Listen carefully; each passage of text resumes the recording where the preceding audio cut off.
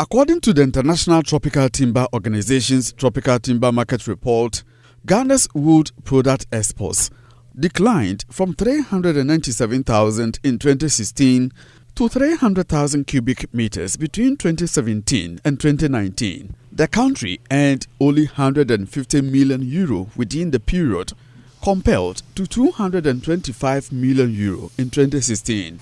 Perhaps informed by the current dip in timber trade figures, the government wants to revamp the industry, which has proven to be a reliable foreign exchange earner. According to Mr. Alote, the Lands and Natural Resource Ministry will collect inputs from stakeholders in the timber industry, especially timber contractors, to make a final decision. The committee is made up of about 70% of private practitioners in the timber subsector. Just for them to sit down, sleep there, and think about measures that you think when the government put in place, it will improve or revamp the timber subsector. When the report is ready, we would expect, because most of you did not, you are not part of those associations, you will not be able to influence the report.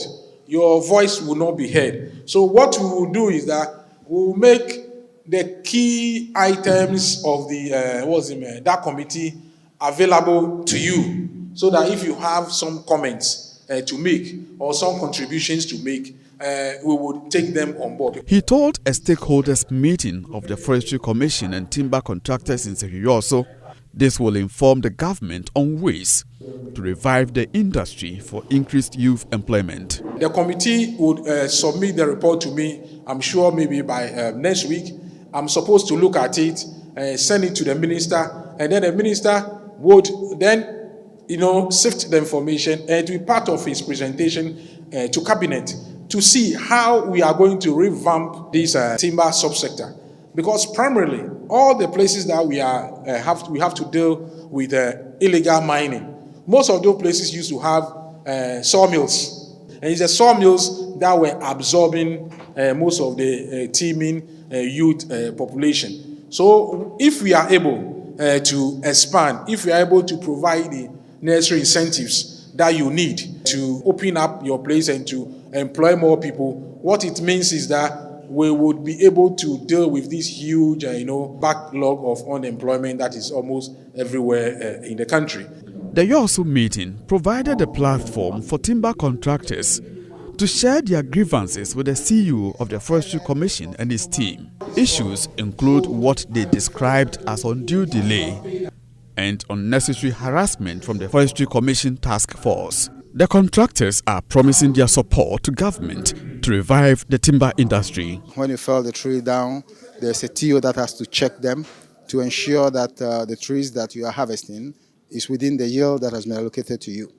Before he will issue a TRF, and then you take those logs to a checkpoint where the LMCC will be issued to you, what we call conveyance. Then you take the logs into your sawmill to be milled. When you are at the mill working, you see FSD with the military coming right down to the sawmill, saying that they want to check documents. Before you go through a lot of all these kind of issues. Then finally, when you've been able to mill, to be able to transport them, you have to get to the office of the TIDD for the certificate to be issued. And even there as well, there's a whole lot of checks and back and forth before finally the certificate to be issued to you. So many checkpoints on the road until you get to the entry of the market. Seeing the CEO coming down to this level, I think it's unique. And there is no better way to tackle a problem than to go where the problems are happening. And that is the first step that he has taken. So I think he means business. It is we, the contractors, we inform the Forestry Commission that they should establish these 3 plateaus for us so that they will go for military men and then the forestry staff so that they will base there permanently for us. So that we, the contractors too, we support them with the fuel and others. From Sehuyoso in the Western North region, Ohimintiria reporting.